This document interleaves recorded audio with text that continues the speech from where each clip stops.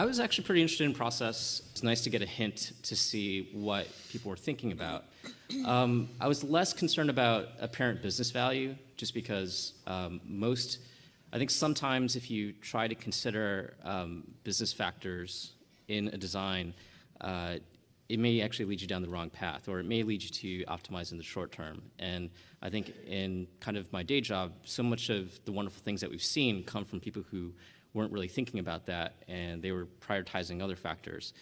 I think overall, there were a lot of really good submissions, but I think I was really looking for something that was tackling a bold problem and was also a bold solution. And I think overall, the thing I looked at was, if I were using this thing, how would I feel? How would the system make me feel? Things I looked for, the things that I favored in review were, I wanted to see things that were pushing boundaries in some way, that there was something, like I said before, magical or a little bit beyond the run-of-the-mill ordinary work. There's a lot of great run-of-the-mill ordinary UX work out there, but I wanted to give awards to stuff that was a cut above that. I'm not a researcher, and I don't live and die by stats, but I did want to be convinced that the process was rigorous and that there was real problems and a number of methods used to address them and solve them within the constraints. And then I subjectively judged the results for myself and just said, do I like this experience? And that was my bottom line. Cool. I was less focused on the process. I feel like, especially in award submissions, it's really hard. You can describe your process. That might not really have been your process. It might just have been the person who submitted the award. But as long as they identified the problem, the audience, the environment, took those things into consideration and developed something unique, I'll go back to that word. I looked for things that were inspiring, that we could hold up in front of this audience of people who understand best practices and know how to build things that work and show something that works, but also has a little bit of that extra magic that really brings it to life.